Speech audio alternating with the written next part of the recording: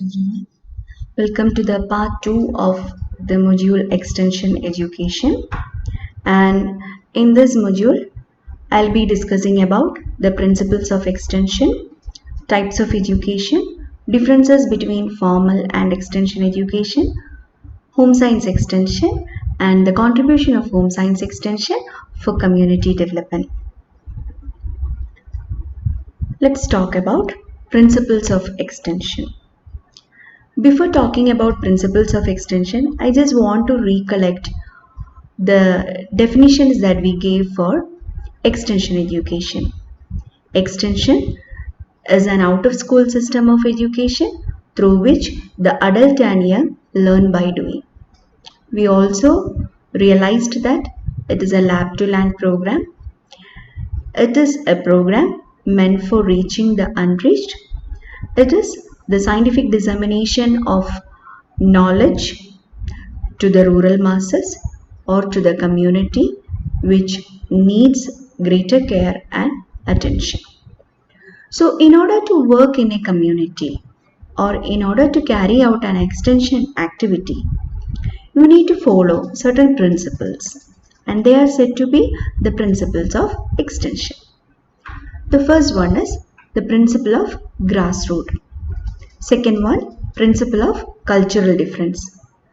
Principle of interest and needs. Principle of learning by doing. Principle of leadership. Principle of satisfaction. Principle of cooperation and participation. The old family principle. Principle of trained specialist. Principle of indigenous knowledge. Principle of evaluation. ഇത്രയും 11 principles ആണ് എക്സ്റ്റൻഷന് വേണ്ടിയിട്ട് പ്രധാനമായിട്ടും ഉള്ളത്. ഇത് ഓർത്ത് വയ്ക്കാൻ ഞാൻ ചെറിയൊരു കഥ പറയാം. നമ്മളൊരു കമ്മ്യൂണിറ്റിയിൽ എക്സ്റ്റൻഷൻ ആക്ടിവിറ്റി ചെയ്യാനായിട്ട് പോവുകയാണ്. അപ്പോൾ അവിടെ നമ്മൾ ആദ്യമായി കാണുന്നത്, കഴിഞ്ഞ ക്ലാസ്സിൽ നമ്മൾ പറഞ്ഞതുപോലെ, ഗ്രാസ് റൂട്ട് ലെവൽ എന്നാൽ ഏറ്റവും താഴേക്കിടയിലുള്ള സാധാരണക്കാരിൽ സാധാരണക്കാരായ ജനങ്ങൾ. അതിന് താഴേക്കായിട്ടൊന്നുമില്ല, അത്രയും വളരെ താഴെത്തട്ടിലുള്ള ജനങ്ങൾ. നമ്മളപ്പോൾ ഒരു കമ്മ്യൂണിറ്റിയിൽ പോകുമ്പോൾ ആദ്യം നമ്മൾ എത്തിച്ചേരുന്നത് ആ താഴേക്കിടയിലുള്ള ജനങ്ങളുടെ ഇടയിലേക്കാണ്. അവിടെ ചെല്ലുമ്പോൾ നമ്മൾ കാണുന്നത് പലതരത്തിലുള്ള ആൾക്കാരെയാണ്. കൾച്ചറൽ ഡിഫറൻസ് ഉള്ള ആചാരങ്ങൾ, അനുഷ്ഠാനങ്ങൾ, ചിന്തകൾ, റിലീജിയസ് ബിലീഫ്സ്, വിശ്വാസങ്ങൾ ഒക്കെ വ്യത്യസ്തമായിട്ടുള്ള ആളുകളെയാണ് നമ്മളവിടെ കാണുന്നത്. അവരുടെ ഇഷ്ടവും അനിഷ്ടവും ആഗ്രഹങ്ങളും എല്ലാം ഡിഫറെൻ്റ് ആയിരിക്കാം. അപ്പോൾ ഗ്രാസ് റൂട്ട് ലെവലിലേക്ക് ഇറങ്ങിച്ചെന്നു. കൾച്ചറൽ ഡിഫറൻസ് ഉള്ള ജനങ്ങളെ നമ്മൾ കണ്ടു. അവർക്ക് പലതരത്തിലുള്ള ഇൻട്രസ്റ്റും നീഡ്സുമാണുള്ളത് എന്ന് നമ്മൾ മനസ്സിലാക്കി. അങ്ങനെ പോകുമ്പോൾ നമ്മൾ അവർക്ക് വേണ്ടി ചെറിയ പദ്ധതികളും കാര്യങ്ങളും എല്ലാം തയ്യാറാക്കുന്നു. അവരുടെ സഹായത്തോടു കൂടി അവരെ നമ്മൾ പല കാര്യങ്ങൾ പറഞ്ഞ് പഠിപ്പിച്ച് മനസ്സിലാക്കി കൊടുക്കുന്നു. Learning by doing. അപ്പോൾ അവരിൽ സാറ്റിസ്ഫാക്ഷൻ ഉണ്ടാവുന്നു. ആ സാറ്റിസ്ഫാക്ഷൻ ഉണ്ടാകുന്നത് കാരണം കൂടുതൽ അവരുടെ കോപ്പറേഷനും പാർട്ടിസിപ്പേഷനും നമ്മൾക്ക് ലഭിക്കുന്നു. അങ്ങനെ നമ്മളും അവരും എക്സ്റ്റൻഷൻ വർക്കറും സാധാരണക്കാരുടെയും ഇടയിൽ ഒരു വ്യത്യാസമില്ലാതെ നമ്മളൊരു ഓൾ ഫാമിലി ആയിട്ട് മുന്നോട്ട് പോകുന്നു. ഒരു ഫാമിലിയിൽ നിന്ന് തന്നെ ആ വർക്ക് തുടങ്ങുന്നു. അതിന് നമ്മളെ കൊണ്ട് മാത്രം, എക്സ്റ്റൻഷൻ വർക്കേഴ്സിനെ കൊണ്ട് മാത്രം കഴിയില്ല. കാരണം നമ്മളുടെ നോളജ് ലെവൽ ലിമിറ്റഡ് ആണ്. അപ്പോൾ ഓരോ മേഖലയിലും ആവശ്യമായിട്ടുള്ള ട്രെയിൻഡ് സ്പെഷ്യലിസ്റ്റിനെ നമ്മളൊപ്പം കൂട്ടുന്നു. അങ്ങനെ കൂട്ടുന്ന വേളയിൽ നമ്മൾ മനസ്സിലാക്കുന്നു, നമ്മൾ ഇടപെട്ട ജനങ്ങളുടെ ഇടയിൽ ഒരുപാട് നാട്ടറിവുകളുണ്ട്. നാട്ടുമരുന്നുകളെക്കുറിച്ചും നാട്ടുഭക്ഷണ രീതികളെക്കുറിച്ചും നാട്ടു ആചാരങ്ങളും അങ്ങനെ പൊതുസമൂഹത്തിന് ഉപയോഗിക്കാൻ പറ്റുന്നതുമായ പല ചെറിയ ചെറിയ അറിവുകൾ ഒരിടത്തും രേഖപ്പെടുത്താത്തതായിട്ട് ഉണ്ടെന്ന്. അപ്പോൾ നമ്മൾ കൂടുതലായി പുതിയ പുതിയ അറിവുകൾ അവർക്ക് കൊടുക്കുന്നതിൽ പകരം, പുതിയ പുതിയ സൊല്യൂഷൻസ് കൊടുക്കുന്നതിന് പകരം അവരുടെ നാട്ടറിവുകളെ മാനിച്ചുകൊണ്ട് അവരുടെ വിശ്വാസങ്ങളെ നമ്മൾ സംരക്ഷിച്ചുകൊണ്ട് അതേ രീതിയിലുള്ള സഹായങ്ങൾ അല്ലെങ്കിൽ സൊല്യൂഷൻസ് നമ്മൾ അവർക്ക് കൊടുക്കുന്നു. തുടർന്ന് നമ്മൾ അതിൻ്റെ ഇവാലുവേഷൻ എടുക്കുന്നു. അപ്പോൾ ഗ്രാസ് റൂട്ട് ലെവലിലേക്ക് പോയി കൾച്ചറൽ ഡിഫറൻസ് മനസ്സിലാക്കുന്നു, ഇൻട്രസ്റ്റ് ആൻഡ് നീഡ്സ് അറിയുന്നു, അവരെ ഒപ്പം കൂട്ടുന്നു കാര്യങ്ങൾക്ക് വേണ്ടിയിട്ട്, അവർ ലീഡർഷിപ്പ് ക്വാളിറ്റി ഉണ്ടാക്കുന്നു. ലീഡർഷിപ്പ് ക്വാളിറ്റി എന്ന് പറയുമ്പോൾ അവരിൽ ലീഡേഴ്സ് ആകാനായിട്ട് ലീഡറിൻ്റെ ക്വാളിറ്റി കാണിച്ച് സമൂഹത്തിൻ്റെ വോയിസ് ആയിട്ട് മുന്നോട്ട് വരുന്ന ജനങ്ങളുണ്ട്. അവരെ നമ്മൾ തിരിച്ചറിയുന്നു, അവരുടെ ഒപ്പം വർക്ക് ചെയ്ത് നമ്മൾ അവരിൽ സാറ്റിസ്ഫാക്ഷൻ ഉണ്ടാക്കുന്നു. അവരുടെ കോപ്പറേഷനും പാർട്ടിസിപ്പേഷനുമായിട്ട് നമ്മൾ ഒരു ഓൾ ഫാമിലിയായി മുന്നോട്ട് പോകുന്നു. ഒപ്പം നമ്മൾ ട്രെയിൻഡ് സ്പെഷ്യലിസ്റ്റിനെയും കൂട്ടുന്നു. ഇൻഡിജിനിയസ് നോളജുകൾ നമ്മൾ തിരിച്ചറിയുന്നു. പ്രോഗ്രാമിനെ നമ്മൾ ഇവാലുവേറ്റ് ചെയ്യുന്നു. അപ്പോൾ ഇത് ഓരോന്നും എങ്ങനെയാണ് ഒരു എക്സ്റ്റൻഷൻ ആക്ടിവിറ്റിയിൽ അല്ലെങ്കിൽ എക്സ്റ്റൻഷൻ എഡ്യൂക്കേഷനിൽ മുന്നോട്ട് കൊണ്ടുപോകേണ്ടതെന്ന് നമുക്കൊന്ന് നോക്കാം. Principle of grass root level. ഏറ്റവും ആദ്യം വേണ്ടതും ഏറ്റവും താഴേക്കിടയിൽ പോവുക എന്നുള്ളത് തന്നെയാണ്. Begin from the level of the people. ജനങ്ങൾ അവരേത് തരക്കാരാണ്, അവരുടെ എക്കണോമിക് സ്റ്റാൻഡേർഡ് എന്താണ്, സോഷ്യൽ സ്റ്റാൻഡേർഡ് എന്താണ്, നോളജ് ലെവൽ എന്താണ്, ഇത്തരത്തിലുള്ള അവരുടെ അണ്ടർസ്റ്റാൻഡിങ് എന്താണ് ഒരു പൊതുവിഷയത്തിനെ കുറിച്ച്, അവരുടെ ഇൻട്രസ്റ്റ് എന്താണ്, അവർ ഡിഗ്രി ഓഫ് റെഡിനെസ്, അവർ നമ്മുടെ പ്രോഗ്രാം ഏറ്റുവാങ്ങാൻ തയ്യാറാണോ, അവരെന്തൊക്കെ തയ്യാറെടുപ്പുകൾ എടുത്തിട്ടുണ്ട്, physically, mentally, emotionally, socially, psychologically എല്ലാം അവർ, സ്പിരിച്വലി എല്ലാം അവർ റെഡിയാണോ. ഇത്തരത്തിൽ ഏറ്റവും താഴേക്കിടയിലുള്ള സമൂഹത്തിൻ്റെ ഇടയിൽ ഇറങ്ങിച്ചെന്ന് അവരെ മനസ്സിലാക്കുകയാണ് ആദ്യമായി ഒരു എക്സ്റ്റൻഷൻ പ്രോഗ്രാമിൽ നമ്മൾ ചെയ്യേണ്ടത്. അങ്ങനെ മനസ്സിലാക്കുമ്പോൾ നമ്മൾ മനസ്സിലാക്കുന്ന മറ്റൊരു കാര്യം അവരിൽ ഒരുപാട് നേരത്തെ പറഞ്ഞതുപോലെ കൾച്ചറൽ ഡിഫറൻസ് ഉണ്ട് എന്നുള്ളതാണ്. നമുക്കറിയാം ഇന്ത്യയിൽ 28 സംസ്ഥാനങ്ങളുണ്ട്. നമ്മുടെ കൊച്ചു കേരളത്തിൽ പോലും 14 ജില്ലകളുണ്ട്. എന്തിനധികം നമ്മളൊരു കറി വയ്ക്കുമ്പോൾ, ഒരു സാമ്പാറോ ഒരു അവിയലോ ഉണ്ടാക്കുമ്പോൾ തിരുവനന്തപുരത്ത് നിന്നത് കാസർഗോഡും കോഴിക്കോടും എത്തുമ്പോൾ അതിൽ വന്നു ചേരുന്ന രുചി ഭേദങ്ങൾ, ഒരു സദ്യ ഒരുക്കുമ്പോൾ അതിലുണ്ടാകുന്ന കറികളുടെ എണ്ണം, കറികളുടെ രുചി, കറികളുടെ വലിപ്പച്ചെറുപ്പം, കറികളുടെ കൺസിസ്റ്റൻസി, ഇങ്ങനെ പലതിലും വരുന്ന മാറ്റങ്ങൾ ഓരോ ജില്ല സഞ്ചരിച്ചു പോകുമ്പോഴും പലതാണ്. അപ്പോൾ പിന്നെ ജനങ്ങളുടെ മൊത്തത്തിൽ ഉള്ള ഒരു പോപ്പുലേഷനെ കുറിച്ച് നമ്മൾ ചിന്തിക്കുമ്പോൾ ഒരു രാജ്യത്തിൻ്റെ മൊത്തത്തിലുള്ള അവസ്ഥ എന്താണെന്ന് നമുക്ക് ചിന്തിക്കാൻ കഴിയുന്നതേ ഉള്ളൂ. So differences in the habit, customs, value, attitudes, way of life, ഇതെല്ലാം ഡിഫറെൻ്റ് ആയിരിക്കാം. കമ്മ്യൂണിറ്റിയിൽ നിന്നും കമ്മ്യൂണിറ്റിയിൽ ഡിഫറെൻ്റ് ആയിരിക്കാം. ഒരു വീട്ടിൽ നമ്മൾ 4 വ്യക്തികളുണ്ടെങ്കിൽ 4 പേരുടെയും ചിന്താരീതികളും ആശയങ്ങളും വിശ്വാസങ്ങളും എല്ലാം വ്യത്യാസമാണ്. എന്തിനധികം ട്വിൻസ് വീട്ടിലുണ്ടെങ്കിൽ അവർ 2 പേരുടെ പോലും ചിന്താഗതികളിലും താല്പര്യങ്ങളിലും വിശ്വാസങ്ങളും വ്യത്യസ്തമായിരിക്കാം.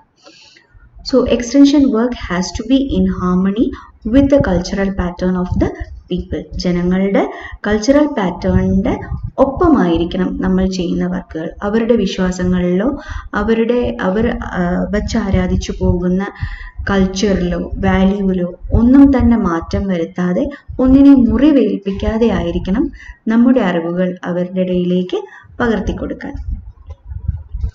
Principle of interest and needs. Formulated to fulfill the needs of the target group. Target ഗ്രൂപ്പിൻ്റെ ഇൻട്രസ്റ്റ്, എക്സ്റ്റൻഷൻ വർക്കറായ നമ്മുടെ ഇൻട്രസ്റ്റ് അല്ല അവിടെ നമ്മൾ നോക്കേണ്ടത്, ടാർഗറ്റിൻ്റെ ഇൻട്രസ്റ്റും നീഡ്സുമാണ്. നമുക്ക് ചിലപ്പോൾ ഒരു പെർട്ടിക്കുലർ ടോപ്പിക്കിനോട് ഇഷ്ടം കൂടുതലായിരിക്കാം. അതുകൊണ്ട് നമുക്ക് ആ വിഷയം നമുക്ക് അവിടെ ചെയ്യാൻ പറ്റില്ല. അവർക്കത് ആവശ്യമാണെങ്കിൽ മാത്രമേ നമുക്കത് അവർക്ക് കൊടുക്കാൻ കഴിയുകയുള്ളൂ. Learning by doing. ഞാൻ കഴിഞ്ഞ ക്ലാസ്സിൽ പറഞ്ഞതുപോലെ ലേണിംഗ് ബൈ ഡൂയിങ്ങിലാണ് നമുക്ക് we can involve maximum number of our sense organs. അങ്ങനെ വരുമ്പോൾ the level of remembrance and the percentage of remembrance will be very high.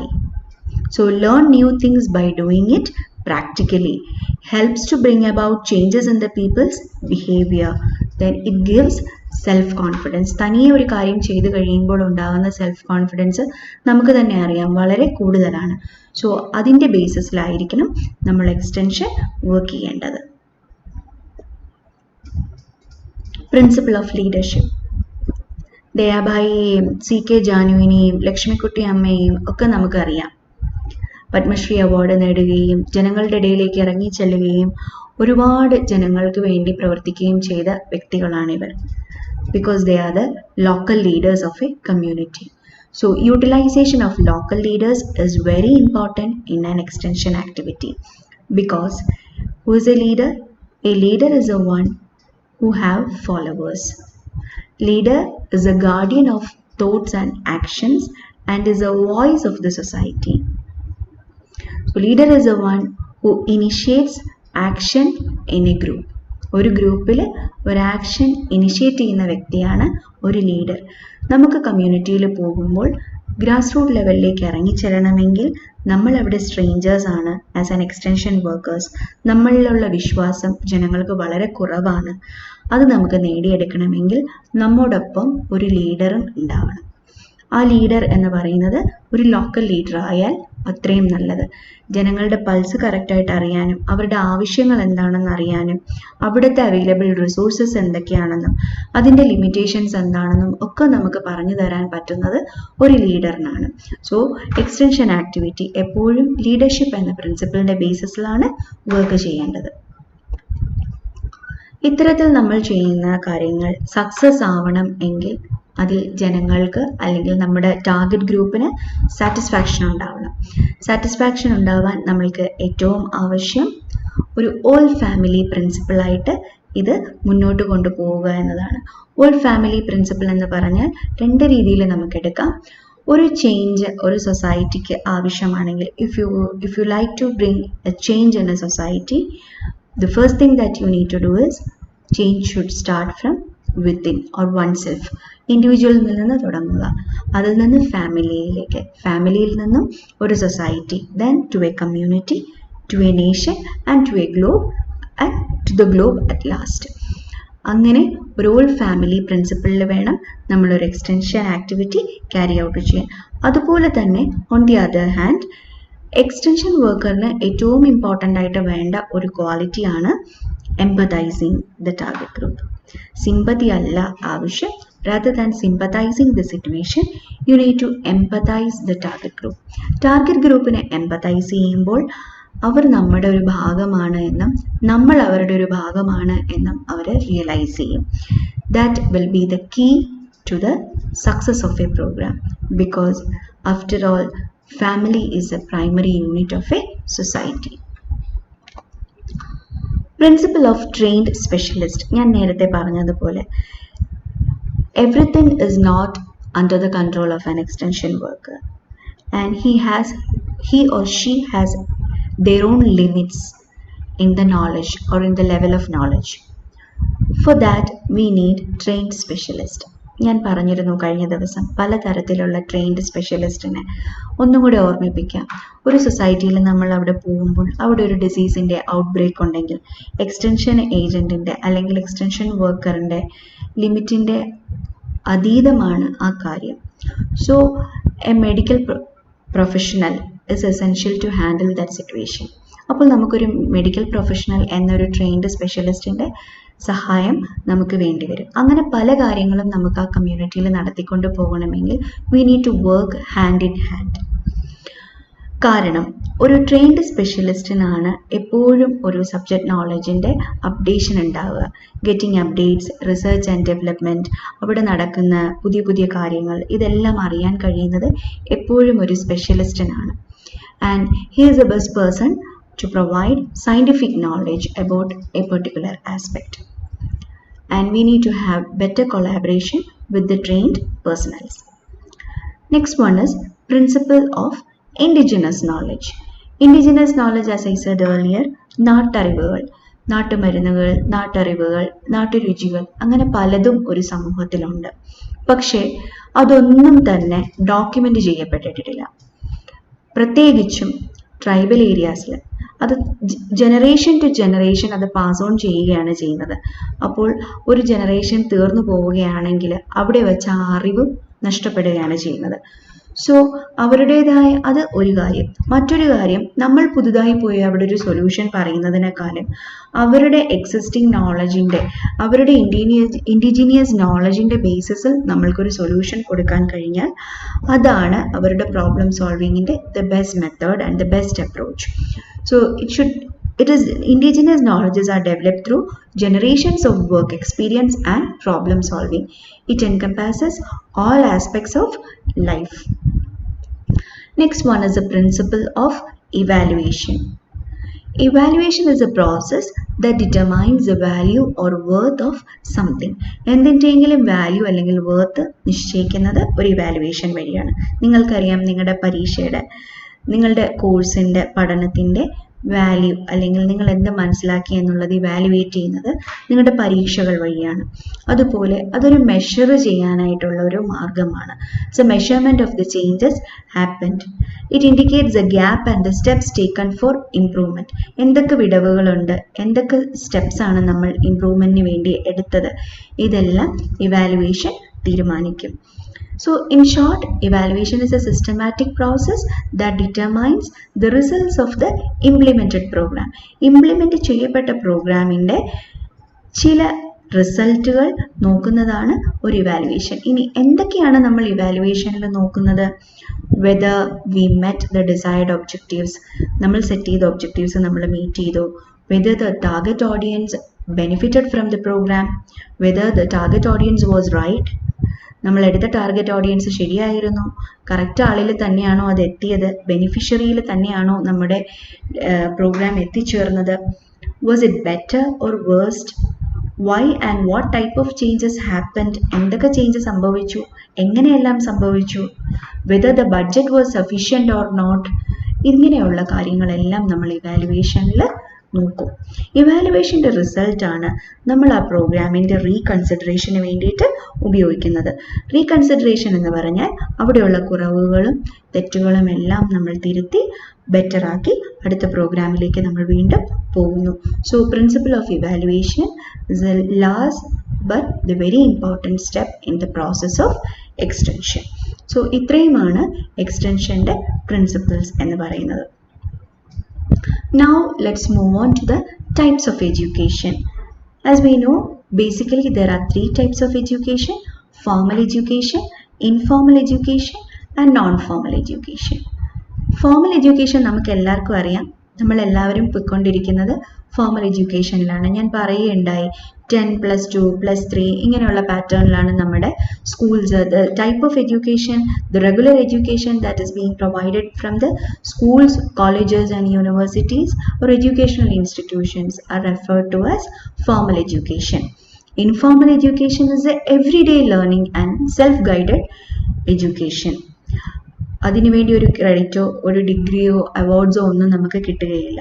നമ്മൾ ഡേ ടു ഡേ ലൈഫിൽ ഒരു കുഞ്ഞ് ജനിക്കുമ്പോൾ മുതൽ ആ കുട്ടി പഠിക്കുന്ന കാര്യങ്ങൾ, നടക്കാൻ പഠിക്കുന്നു, ഭക്ഷണം കഴിക്കാൻ പഠിക്കുന്നു, പല്ല് തേക്കാൻ പഠിക്കുന്നു, ടോയ്ലറ്റ് ട്രെയിനിങ് എടുക്കുന്നു. എന്തിനധികം നിങ്ങളിപ്പോൾ ഇന്ന് കഹൂത്ത് കളിച്ചു. കഹൂത്ത് എങ്ങനെയാണ് കളിക്കുന്നതെന്ന് നിങ്ങൾ പഠിച്ചു. സോ ഒരു പുതിയ ഒരു കാര്യം നിങ്ങൾ ഒരു ദിവസം പഠിച്ചു. നമ്മളുടെ ഡേ ടു ഡേ ലൈഫിൽ knowingly or unknowingly we are learning so many things which are self guided. സ്വയം നമ്മൾ ഗൈഡ് ചെയ്ത് ചെയ്യുന്ന കാര്യങ്ങളാണ്. അതിന് പ്രത്യേകിച്ച് മാർക്കോ സ്കോറോ ഒന്നുമില്ല. സോ അത് സ്കിൽസ് ആവാം, ആറ്റിറ്റ്യൂഡ്സ് ആവാം, അണ്ടർസ്റ്റാൻഡിങ്സ് ആവാം, ബിലീഫ് ആവാം, ഒരു ന്യൂ നോളജ് ആവാം, എന്ത് വേണോ ആകാം. അത്തരം വിദ്യാഭ്യാസമാണ് informal education. And the third one is non-formal education. It is meant for selected type of learning to a particular subgroup. ഒരു ചെറിയ വിഭാഗക്കാർക്ക് അവരുടേതായ നീഡ്സും ഇൻട്രസ്റ്റും മീറ്റ് ചെയ്യാൻ വേണ്ടി ഡിസൈൻ ചെയ്യുന്ന വിദ്യാഭ്യാസ രീതി. Example is extension education. Nonformal education extension എഡ്യൂക്കേഷനിൽ പെടുന്നു. Now let's see the difference between formal education and extension education. Formal education, as we all know, is a formal system of education. It starts with theory first and then practical. നിങ്ങൾക്ക് എല്ലാവർക്കും അറിയാം, നിങ്ങൾ chemistry പഠിക്കുമ്പോഴും botany zoology ഒക്കെ പഠിക്കുമ്പോഴും physics പഠിക്കുമ്പോഴും home science പഠിക്കുമ്പോഴും എല്ലാം നമ്മൾ ആദ്യം തിയറിയാണ് പഠിക്കുന്നത്, എന്നിട്ടാണ് പ്രാക്ടിക്കലിലേക്ക് പോകുന്നത്. എന്നാൽ എക്സ്റ്റൻഷൻ എഡ്യൂക്കേഷനിൽ we starts with practical and then leads to theory. Behind the theory ഇതാണെന്ന് പ്രാക്ടിക്കലിൽ നിന്നും മനസ്സിലാക്കിക്കുന്നു. Formal education comes under the purview of formal institutions like schools, colleges, universities, etc. Whereas extension education, it is informal and non-formal in nature, which is imparted out of the school and colleges. Formal എഡ്യൂക്കേഷനിൽ നമുക്കൊരു fixed syllabus ഉണ്ട്, course of study ഉണ്ട്. 3 വർഷത്തെ degree course 2 വർഷം മതി എന്ന് പറഞ്ഞ് പോയാൽ നമുക്ക് ഡിഗ്രി കിട്ടുകയില്ല. Because it is fixed. Syllabus നമുക്കത് വേണ്ട, പുതിയത് പഠിക്കാമെന്ന് വിചാരിച്ചാലും നടക്കുകയില്ല. Because it is fixed. എന്നാൽ എക്സ്റ്റൻഷൻ എഡ്യൂക്കേഷനിലാണെങ്കിൽ there is no fixed syllabus or course of study. Basically students problem study ചെയ്യുന്ന രീതിയാണ് ഫോമൽ എഡ്യൂക്കേഷനിലുള്ളത്. എന്നാൽ ടാർഗറ്റ് ഗ്രൂപ്പായ ഫാമേഴ്സോ home makers, local people, vulnerable population അവരവരുടെ പ്രോബ്ലംസ് ഐഡൻറ്റിഫൈ ചെയ്യുകയാണ് എക്സ്റ്റൻഷൻ എഡ്യൂക്കേഷനിൽ ചെയ്യുന്നത്. In a formal setup, teaching takes place under the 4 walls of the institutions. ഒരു ഇൻസ്റ്റിറ്റ്യൂഷൻ്റെ 4 ചുറ്റുമുള്ള മതിൽക്കെട്ടിനുള്ളിലാണ് ഒരു വിദ്യാഭ്യാസം നടക്കുന്നത്. എന്നാൽ എക്സ്റ്റൻഷൻ എന്ന് പറയുന്നത് it's largely outside the 4 walls of the institution. ഇൻസ്റ്റിറ്റ്യൂഷൻ്റെ ചട്ടക്കൂട്ടുകളൊന്നും അവിടെ ഇല്ല. ഇൻസ്റ്റിറ്റ്യൂഷന് പുറത്ത് ഡേ ടു ഡേ ലൈഫിലേക്കാണ് നമ്മൾ ആ എഡ്യൂക്കേഷണൽ സിസ്റ്റം കൊണ്ടുവരുന്നത്. ബിക്കോസ് നമ്മുടെ objective change in behaviour, attitude, knowledge, skills, understanding ഒക്കെയാണ്. ഇനി ഒരു ഫോമൽ എഡ്യൂക്കേഷനിൽ പ്രോഗ്രാംസ് വളരെ പ്രീ പ്ലാൻഡ് ആണ്, പ്രീ ഡിസൈഡഡ് ആണ് ഇൻസ്റ്റിറ്റ്യൂഷൻ മുഖേന. But there is a freedom to develop programs based on the needs and desires of the people in an extension education system because it is flexible. എന്നാൽ formal education rigid ആണ്, flexible അല്ല.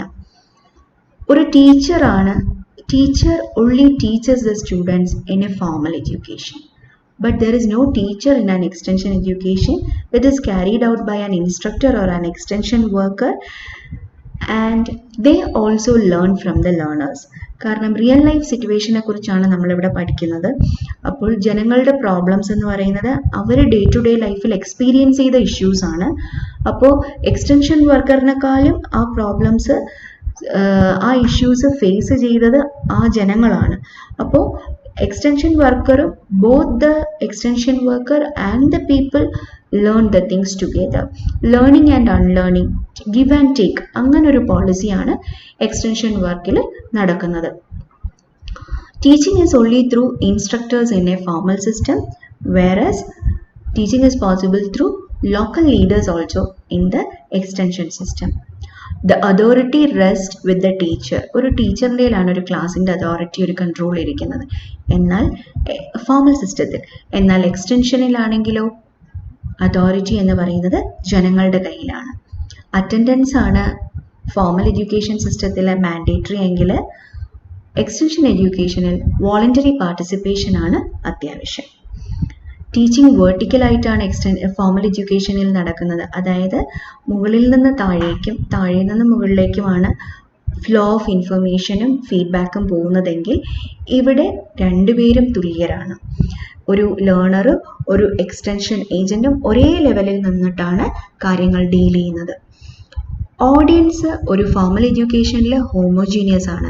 നിങ്ങൾ തന്നെ degree, BSc, home സയൻസിന് വന്ന കുട്ടികൾ, നിങ്ങളെല്ലാവരും +2 ജയിച്ചിട്ടാണ് വരുന്നത്. So നിങ്ങളുടെ എഡ്യൂക്കേഷണൽ ക്വാളിഫിക്കേഷൻ സെയിം ആണ്.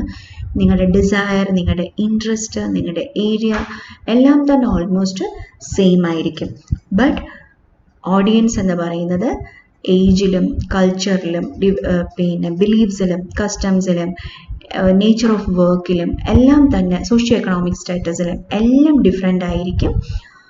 ജെൻഡറിൽ പോലും പലപ്പോഴും ഡിഫറെൻ്റ് ആയിരിക്കും ഇൻഫോർമൽ എഡ്യൂക്കേഷൻ, എക്സ്റ്റൻഷൻ എഡ്യൂക്കേഷനിൽ വരുന്നത്.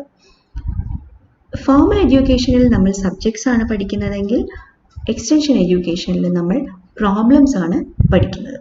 സോ ഇത്രയുമാണ് ബേസിക്കലി ഫോമൽ ആൻഡ് എക്സ്റ്റൻഷൻ എഡ്യൂക്കേഷൻ്റെ differences. Hope I am clear to you. Now let's come to the extension educational process. എന്താണ് ഈ എക്സ്റ്റൻഷൻ എഡ്യൂക്കേഷൻ പ്രോസസ്സ്, എങ്ങനെയാണ് മുന്നോട്ട് പോകുന്നത്? As I said earlier, the first thing is to understand the target group, analyzing the situation or situation analysis. What it is now, എന്താണ് അവിടെ സംഭവിക്കുന്നത്, ഇപ്പം എന്താണ് എന്നുള്ള ചുറ്റുപാട് മനസ്സിലാക്കുകയാണ് നമ്മൾ ആദ്യം ഒരു കമ്മ്യൂണിറ്റിയിൽ പോകുമ്പോൾ ചെയ്യുന്നത്. അതിൻ്റെ ബേസിസിൽ അതിൻ്റെ പല രീതികൾ ഞാൻ കഴിഞ്ഞ ദിവസം പറഞ്ഞിരുന്നു. അതിൻ്റെ രീതിയിൽ നിന്ന് നമ്മൾ ഒബ്ജക്റ്റീവ്സ് സെറ്റ് ചെയ്യുന്നു, വാട്ട് ഷുഡ് ബി, എന്താണ് വേണ്ടത് എന്ന് തീരുമാനിക്കുന്നു. Then we do teaching formal teaching alla, it can be through campaigns, exhibitions, live demonstrations in A field, അങ്ങനെ പലതുമാകാം. എന്താണോ അവരുടെ റിക്വയർമെൻറ്റ്, അവയർനെസ് ക്യാമ്പയിൻസ് ആവാം, എന്ത് വേണമെങ്കിലും ആവാം. What to teach and how to teach എന്നുള്ളത് നമ്മൾ ഡിസൈഡ് ചെയ്യുന്നു. ദെൻ അത് ഇംപ്ലിമെൻറ്റ് ചെയ്തതിന് ശേഷം ഇവാലുവേറ്റ് ചെയ്യുന്നു what has been the result. ഇനി എന്താണ് ചെയ്യേണ്ടത്? What next to do? റീകൺസിഡറേഷൻ്റെ ബേസിസിൽ കിട്ടുന്നത് വെച്ച് again we come back to the analysis of the situation, setting up of objectives, teaching, evaluation, reconsideration. So ഇതാണ് എക്സ്റ്റൻഷൻ എഡ്യൂക്കേഷൻ്റെ പ്രോസസ് എന്ന് പറയുന്നത്. Now comes to home science extension. As I said earlier, there are different types of extension. When it deals with agriculture and allied factors, it is known as home science extension.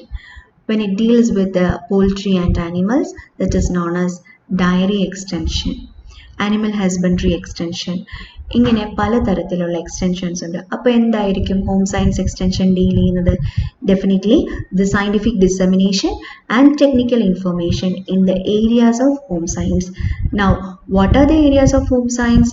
As I said earlier, the 4 branches of home science, like food and nutrition and dietetics, child development and human relations, textile science and apparel designing, family resource management and interior decoration.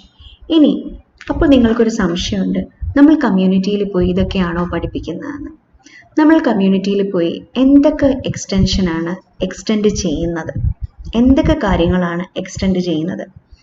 For example, നമ്മൾ പറയുന്ന vulnerable population, അത് women ആവാം, children ആവാം, adolescent ആവാം, elderly ആവാം, pregnant women ആവാം, lactating mother ആവാം, old age ആവാം, ആര് വേണോ ആയിക്കോട്ടെ, ഡിസേബിൾഡ് ആവാം, ആര് വേണോ ആയിക്കോട്ടെ, ആ ടാർഗറ്റ് ഗ്രൂപ്പിന് ആവശ്യമായിട്ടുള്ളൊരു ട്രെയിനിങ്. ഫോർ എക്സാമ്പിൾ, നമ്മളുടെ ടാർഗറ്റ് ഗ്രൂപ്പിൽ വിമൻ ആണ് എന്ന് വിചാരിക്കുക.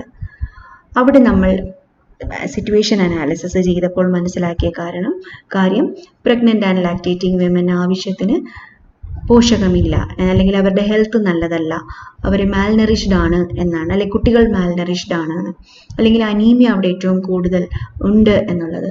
So we can give nutrition education for them in that particular community. Balanced diet ന്റെ ഇമ്പോർട്ടൻസ്, ഇമ്മ്യൂണൈസേഷൻ്റെ ഇമ്പോർട്ടൻസ്, ഏതൊക്കെ ഇമ്മ്യൂണൈസേഷൻ സ്കെഡ്യൂൾസ് എങ്ങനെയാണ്, ബ്രസ്റ്റ് ഫീഡിങ്ങിൻ്റെ ഇമ്പോർട്ടൻസ് എന്താണ്, വീൻഡ് ഫുഡ്സ് എപ്പോഴാണ് കൊടുക്കേണ്ടത്, അല്ലെങ്കിൽ സപ്ലിമെൻ്ററി ഫീഡിങ് എപ്പോഴാണ് മുതലാണ് സ്റ്റാർട്ട് ചെയ്യുന്നത്, എന്തൊക്കെയാണ് അതിൽ ഇൻകോർപ്പറേറ്റ് ചെയ്യേണ്ടത്, ഇത്തരത്തിൽ പോകുന്നു നമ്മുടെ ന്യൂട്രീഷൻ എഡ്യൂക്കേഷൻ. ഇനി if the target audience is children, നമുക്കിന്ന് ചുറ്റുപാട് ഒരുപാട് കേൾക്കുന്ന കാര്യങ്ങളാണ് ചൈൽഡ് അബ്യൂസ് എന്ന് പറയുന്നത്. Safe touch me not campaigns, അല്ലെങ്കിൽ അതിനെക്കുറിച്ചുള്ള അവയർനെസ് കുട്ടികൾക്ക് കൊടുക്കുക. അതുപോലെ മറ്റു പല ഏരിയാസിലും അഡോളസൻറ്റിന് സൈബർ അബ്യൂസ്, ഇന്ന് ഏറ്റവും കൂടുതൽ കാണുന്ന കാര്യമാണ് substance abuse, drugs, alcoholism, peer pressure, academic pressures. ഇതിലെല്ലാം നമുക്ക് പല രീതിയിലുള്ള പ്രോഗ്രാംസ് സംഘടിപ്പിക്കാൻ കഴിയും.